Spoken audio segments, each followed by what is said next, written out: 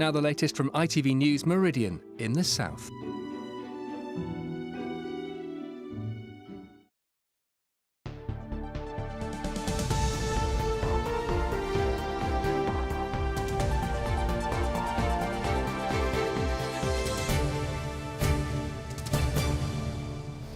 Good evening and welcome to ITV News Meridian. Tonight's headlines in the south. Jewel robbers jailed, the Southampton gang who raided stores right across the south. A community is shocked after a war memorial is vandalised in Portsmouth. Such disrespect to people who really served their country and did a marvellous job for Britain. From the countryside to the capital, farmers protest in London. They say supermarkets are sending them under.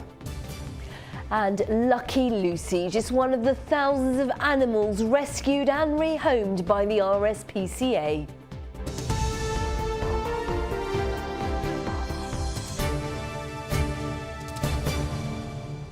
Good evening.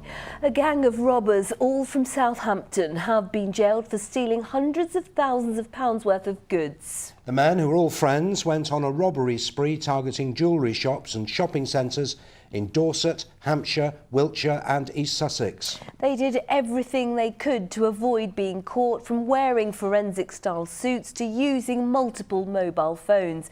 But it wasn't enough. They did leave a forensic footprint, which led Hampshire police to them. Andrew Pate sends this report from Southampton. Wearing balaclavas, boiler suits and disposable gloves, the gang who broke into castle cameras in Bournemouth and Salisbury were forensically aware, doing what they could to try to avoid detection. This is a group of men who thought they were being clever in working together in their conspiracy. They took a certain number of measures to hide their identities, but they did leave a forensic footprint behind them. So what I would say is that if you do lead a life of crime in Hampshire, expect to get caught. James Poole had previously been convicted for 50 offences before going on this spree. Jamie Bellows, 46 offences, including shoplifting and handling stolen goods. Matthew Lang, 35 offences. The majority of the gang from Southampton had been friends for a number of years. At the start, gang members came to Wilmington Close. They broke into a house while the homeowners were asleep and stole car keys. They then drove the two cars away to use them during burglaries over the coming weeks. During that time, other cars were stolen to get them to the jewellery stores and shopping centres in Dorset, Wiltshire and East Sussex. And they used 15 different sets of number plates, either stolen or cloned. They also constantly changed their mobile phones. During the 10-week period, one of them used 12 different phone numbers. When they left castle cameras in Salisbury, a passer-by confronted them and a gang member threatened to stab him. There are a number of victims who felt very, very unsafe and who were really, really frightened by what happened. The good thing about this sentencing is that we have found some kind of recourse for victims, and this is really good news because it means that they've been brought to justice. Jamil Farouk and the other 6 gang members had all pleaded guilty. It's estimated £220,000 worth of goods were stolen, the majority of which has never been recovered. The length of each sentence was determined by how much each member was involved in the 18 separate raids. The judge said Fardeen Hamidi and James Poole were gang leaders and both were given 4.5-year prison sentences, while Jamie Genoway and Jamil Farouk played lesser roles and were given suspended sentences. 5 of the men sent to prison, the judge saying this was a sophisticated series of robberies which caused a huge amount of distress. Andrew Pate, ITV News, Southampton. And there's more on that story and all the day's news in the south. Just go to our website itv.com/Meridian. A hang glider has died after he crashed into marshland in Sussex. It happened yesterday evening at the Medmerry Nature Reserve in Pagham Harbour near Chichester. The 42-year-old's family have been told an air accident investigation is underway. Police are searching for a man who failed to turn up for work as normal. Christopher Nicholson, who's 48 and from Poole, left his car keys at home and is said to have been very upset. Anyone with information is asked to contact Dorset Police. And police in Dorset are to trial their officers wearing body cameras. Body cams are already used by other forces in the country, including Sussex and Hampshire. The force says they'll make officers more accountable while recording crime. A Sussex village cut in half when its level crossing was closed for 3 months is demanding compensation from Network Rail. Residents of Plumpton have handed a petition to senior managers calling for an apology and money for those affected. A World War I memorial in Portsmouth has been vandalised, leaving a community saddened and in shock. The eyes of 2 statues of servicemen have been covered in blue paint.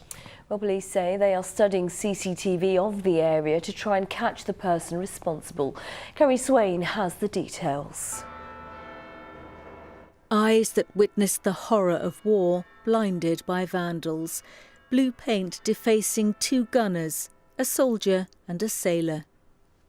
This memorial holds a special place in the hearts of the people of Portsmouth. Unveiled in 1921 by Queen Victoria's son, Prince Arthur, it honours the thousands of men and women from the city who were killed in World War I. Up to 6,000 people from the city died. The loss so great, preparations for the construction of the cenotaph began almost as soon as the Great War ended, and public donations paid for it. I think it's disgraceful. There's such disrespect to people who really serve their country. It's disgusting. It really does make your stomach turn. Yeah, it's not nice at all.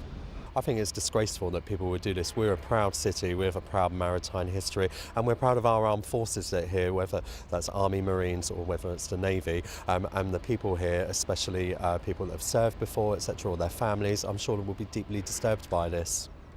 I remember this as a child when I come down here, when you put your crosses and poppies around this area, and to see that now as to what they've done, you know, is absolutely disgusting. A statue of Queen Victoria daubed with the same blue paint. Determined to catch those responsible for desecrating this memorial to the fallen, police are examining CCTV footage. They're appealing to anyone with information to ring 101 or Crime Stoppers. Kerry Swain, ITV News, Portsmouth. Farmers from across our region joined a rally in London today to protest at what they describe as the crisis facing their industry. They say the demand for cheap food and milk in supermarkets is forcing them out of business. Over the past year, nearly 300 farmers have left the industry. Now those that remain want help from the government before more farms go under. Mary Stanley has our report. Down on the farm, destination Downing Street. Dairy, arable and livestock farmers all calling for government help to get a fair deal on pricing. Among them 15-year-old Will Stevens, who's helped on his dad's farm for as long as he can remember. I love the cows I work with, I love the people I work with, and I never change it for the world. I'm a 6th generation farmer, but we can't go on like this, otherwise we'll have to go out of business. Bruce Horn's family have farmed this land in the Meon Valley for 13 generations, and he doesn't want to be the last. He says wheat costs around £120 a tonne to grow, but last week he sold at just £103. That's lower than the price 20 years ago. I was born in the house just down the road and I've really enjoyed my life farming. I wouldn't want to do anything else. But to do it for nothing, they keep on about a minimum wage. We're not receiving a minimum wage. I got 2 sons who both work with me. That's 3 families living off of this farm. And the profit we make at the end of the year is way below the minimum wage. Today, farmers held a rally in Trafalgar Square before handing a petition into Downing Street. They say the demand for low costs in supermarkets is driving down their prices and making many businesses unviable. They need to, realise how important agriculture is to the country. There's a lot of jobs at stake, and something has to be done. Today, DEFRA said we understand the pressures facing farming with global volatility and low commodity prices. We're employing a host of measures to help British farming become more resilient and competitive. from opening new export markets, introducing a fairer tax system and reducing red tape. But farmers fear their business could suffer the same fate as that of Britain's coal and steel industry. Today's rally showing they're prepared to fight for their survival. Mary Stanley, ITV News. You're watching ITV News here in the Meridian region. Thank you very much for choosing us. Coming up, the latest weather forecast, plus addicted to sugar before we're even born. In the latest in our special reports on childhood obesity, scientists claim our life choices now can affect future generations. I'll be speaking to Dr. Hilary Jones, but for more on all of our stories, you can head to our website, itv.com/Meridian. Any views or news, why not call us on 0808 1010 095 or get in touch via Facebook or send us a tweet at ITV Meridian.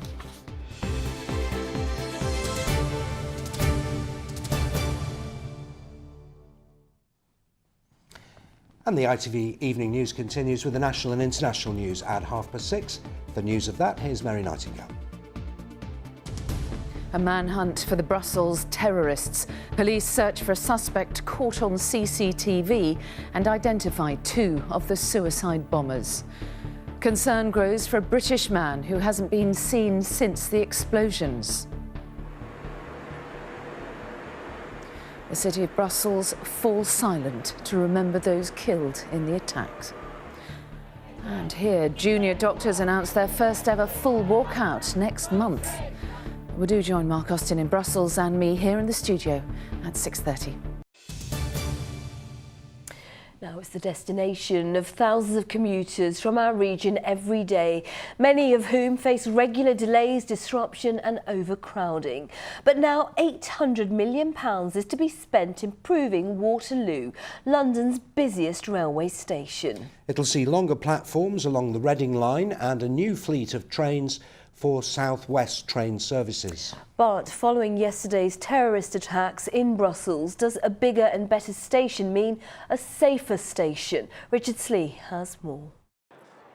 The number of passengers using Waterloo Station has doubled in 20 years, but the station and the trains have struggled to cope. Now an £800 million project aims to change that. The former international terminal is being rebuilt to provide 5 extra platforms, and 150 extra new train carriages will be introduced over the next couple of years. I travelled from Southampton to Waterloo this morning on an overcrowded train and had to stand for most of the journey. Can you guarantee that won't happen in the future? Do you know, I would love to guarantee that's not going to happen, because I don't want passengers to stand from long distance journeys, absolutely, but I can't guarantee it, because actually the level of growth that we're seeing at the moment is that even though we're increasing capacity really significantly, running more trains and longer trains, more passengers want to use the railway. Such a huge upgrade inevitably means there will be pain before the gain. Severe disruption for a few months starting next August. But passengers were pleased to hear that there will be longer trains and hopefully improved punctuality. It'll be more spacious inside, I hope, and also I'm assuming they'll run better. I don't know. It's going to be the capacity on the track which affects the quality of the service we get, and anything can be done to improve the quality of the service is essential, of course. When you're not getting a seat, it's really frustrating. But I really don't see there's a very much difference in there other than a nice display board. Overshadowing today's announcement were the events in Belgium, although there were no obvious signs of increased security at Waterloo Station this morning. Can you reassure passengers in this country that they're safe? Well, I mean, the water tragedy, again, the transport networks targeted. Our thoughts and prayers are with the victims and their families, but we have some of the finest security staff in the world, both out there wearing uniform, and also, frankly, we rely a lot on the eyes and ears and vigilance of the British travelling public. The scheme should be completed by 2019, by which time 30% more people are expected to be using Britain's biggest railway station every year. Richard Slee, ITV News, Waterloo. Now, a family from West Sussex say they've had nothing but joy since giving a new home to a dog rescued by the RSPCA. Yes, Lucy had a severe skin condition. It was one of 18,000 animal cruelty cases here in the south last year. More than 4,000 of those were investigated by the RSPCA in Hampshire. More than 3,500 were investigated in Sussex and almost 2,000 in Dorset. More than 1,500 complaints were investigated in Berkshire last year and almost 1,200 in Oxfordshire. A warning that from the start, Emma Wilkinson's report does contain some upsetting images. When RSPCA inspectors found this young whippet dumped in Oxfordshire, she had tape wrapped so tightly around her mouth she couldn't eat or drink. She was eventually given a home by the vet that treated her. Whoever was responsible for the abuse was never found. Almost 57% of the complaints investigated by the RSPCA last year were about dogs. Some of the animals rescued by the charity are so badly affected by abuse, there's little prospect of a new life in a loving home. But at centres like this, a lot of work goes into analysing the condition of the animals, analysing their behaviour and then working with them to get them to a point where they can be rehomed. Staffordshire Bull Terrier, Cross Labrador, female. This dog was found with a skin condition so severe she'd lost most of her fur and was shaking in discomfort. This is Lucy now, in a new home. She was still quite bald, not much fur on her, but it was lovely seeing her and just playing with her in a little pen with a ball, and she was just so friendly and wanted to be loved and just almost saying that please take me home kind of thing. The main thing for us was that she was sociable with other dogs and children and was just a loving pet, and that's what she is, and we have had nothing but joy with her ever since. We have seen an increase in the number of welfare advice that we're giving out and that's being accepted by the public, so we're doing a lot of proactive work, trying to work to improve welfare of animals. A lot of the cases that we have seen this year have been shockingly bad, and that they are purposeful cruelty, pain and suffering inflicted on animals by people on purpose, not just cruelty that's been incurred through neglect, which we often also see.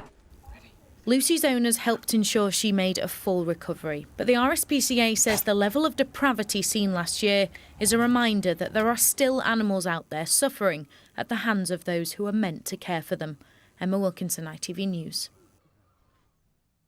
Now, we've heard of the expression, you are what you eat, but now, according to scientists at Southampton University, you are what your mother eats. Yes, new research shows our weight can be predetermined before we're born or even conceived. Simon Parkin has been to meet the experts who say educating the next generation of parents is the solution.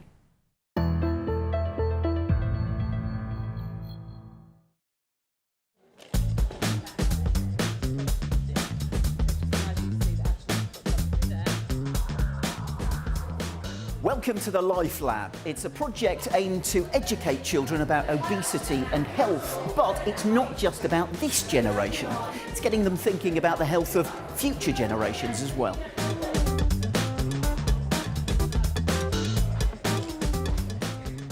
Ollie, what on earth are you doing? I'm jumping, and this machine measures how high I jump. And how high should you be able to jump at your age?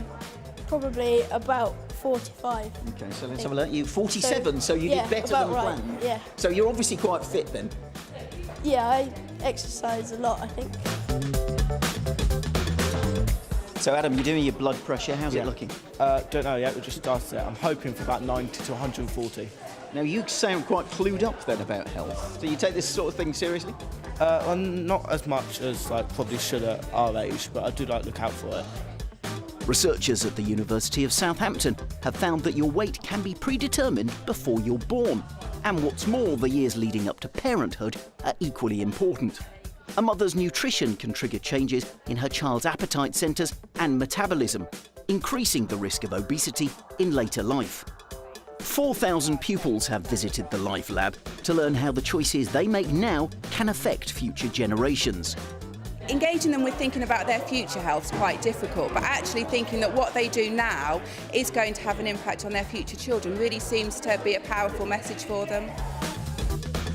1 in 5 children start school overweight, so health clinics like this are vital for early intervention. Here, a child's growth is carefully monitored and parents given advice including weight, breastfeeding and portion sizes for the important first few years. Prevention is key. It's never too late, obviously, but those early years really set a healthy eating pattern for later life and regulation of their appetite and being offered a variety of healthy foods, etc., not being predisposed to the sweet food, so having healthy choices and things. So yes, it's really important. They just check what we're feeding, see if it's sufficient enough, and check how much milk he's getting and calcium and stuff like that. So yeah, it is helpful to know that we're doing right by him. Well, sometimes we feel we give him quite a lot, but he is quite an active child, so it's nice to know that he's staying where he always has been and we're not feeding him too much. It's just nice to be able to keep a check on it and make sure everything is in order and that he's heading in the right direction. So how do you solve the problem of childhood obesity? We need to be more careful about what we eat. We need to follow more physical activity, but it's swimming against a strong tide, and it's really looking to prevent it in the next generation, where we think that there is a tremendous window of opportunity, and that's what we're trying to grasp here in Southampton.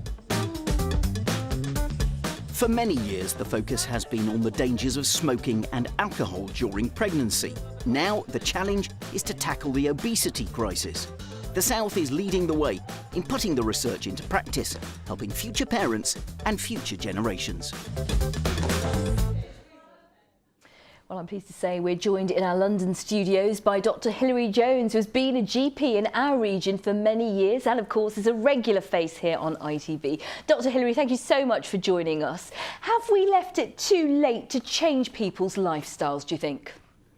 No, it's never too late. I mean, there is this inexorable increase in the levels of obesity. We see in reception classes, children aged 4 to 5, levels of overweight and obesity at about 1/5, 20% of children. And that increases to about 1/3 of children by the time they reach year 6, when they're 10 and 11. Teenagers, 37% will be overweight or obese, and adults, 63%. Now, at any point in that progression, you can change things around. You can improve lifestyles, you can get people being more active, cutting down on energy-dense foods and drinks, and make a real difference by changing their mindset. You say that, but children have always loved sugar. How can we really persuade them to cut down and make them think about their long-term health?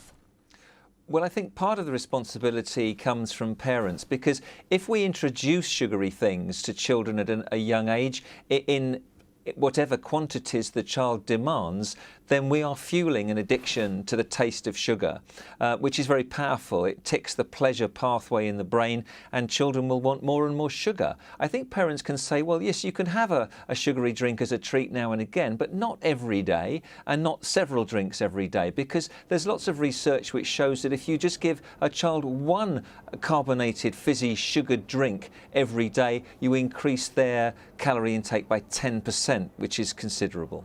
So what one thing do you want to see happen next? I think there are a number of things. There's no simple answer, but basically we need parents to take a responsibility for their children's diet by saying, look, we know you copy what we do in our mannerisms, our expressions, and you copy what we eat in terms of volume and the type of food that we eat and the level of activity we take. So as a family, a healthy lifestyle is really important from a very young age. I want schools to be measuring children on an annual basis so we can intervene quickly if they're becoming overweight or obese. I want government to be harder on industry. I want industry to regulate themselves better, and local authorities to maybe put a cap on the number of fast food outlets on the high street, because there are some high streets where there's nothing else other than fast food outlets, and that can't be right. Dr. Hilary Jones, thank you so much for talking to us. It's a pleasure. And we need more sport. So here's Sarah. Thank you very much, Phil. Well, coming up, the latest from today's GB rowing trials as the athletes compete for their Olympic places. First, though, the Reading women are preparing for their first ever match in the Women's Super League Division 1. They're away to Arsenal, who could field at least 4 England internationals. Reading, though, say they just want to get their season started following last year's promotion. fully believe that we're going to compete in this league. We haven't just come up this season just to be part of it. We've come up to compete, and hopefully we can stay up and push on from there. We've set targets to get promoted into the league, and now we've set targets to stay in the league and push on from there. England's cricketers survived a scare today at the hands of Afghanistan in their World T20 Group 1 match, with Hampshire opener James Vince their second highest scorer with 22. After reaching 142 for 7, though, England beat Afghanistan by 15 runs to keep their campaign on track. Now, the conditions out on the water at Caversham have been described as perfect today as 115 athletes compete for 48 places at this year's Rio Olympics. Primarily, these trials are to help finalise boats for the European Championships in May, but they also offer team selectors the biggest indication yet of who'll be rowing in Brazil. And as Kate Bunkle now reports, some familiar faces look to have booked their place.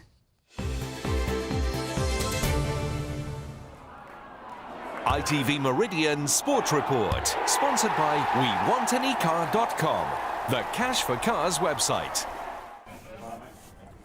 This is about as tough as it gets, racing your own teammates for a place at the Olympics. For some, it's the opportunity to row for a second gold. Alex Gregory from Wallingford won at London 2012. And his first place today puts him well on track for Rio. Going for my second one, the motivation is different. I've got that medal on the shelf at home. Why am I doing it again? I'm doing it again because it's a different challenge. I have a different life now. I now have 3 young kids, and I'm doing it a little bit for them. First time it was more selfish for myself, and now it's to make them proud, hopefully. Other familiar faces to triumph at today's trials in Caversham are Helen Glover and Heather Stanning, already Olympic champions. Competing against your teammates is different because essentially they're the people we'll be cheering for when it comes around to Rio, but we're trying to beat them today. And also you see each other train, you know how tough each other are, so when it gets to that point in the race where everything hurts and you don't know if you can find that extra speed, you have to, because you know that the people you're racing is going to find that speed because you see it in training every day. John O'Clegg from Maidenhead is hoping his win in the lightweight men's pair will help him make his Olympic debut in Brazil. We couldn't have done any better today, and we won it in a really, really good way. We were confident through the middle and stormed through the last 500, so we're really happy with that. The coaches will analyse today's performances before they announce their squad for the European Championships in May. Kate Bunkle, ITV News, Caversham. 135 days until Rio. It'll come round quick. It will come round very quick. Sarah, thank you very much indeed. And talking about Rio, I bet the weather's better there. I bet it is. Here's Amanda Houston with our weather forecast.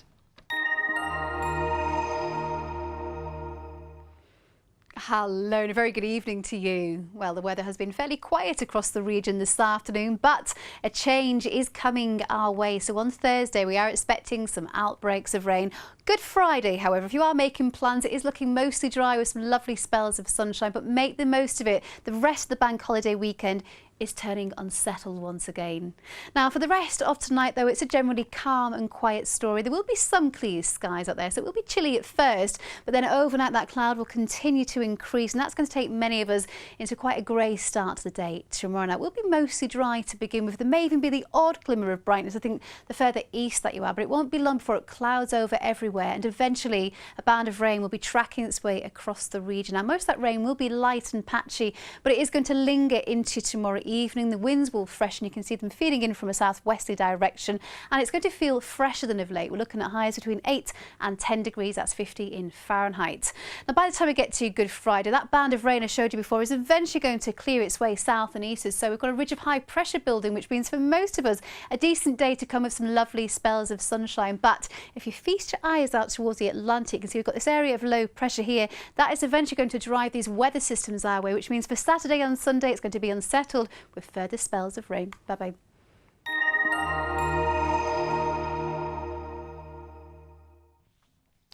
In just a moment, the ITV Evening News continues with Mary Nightingale in our London studio, and Mark Austin will be reporting live from Brussels.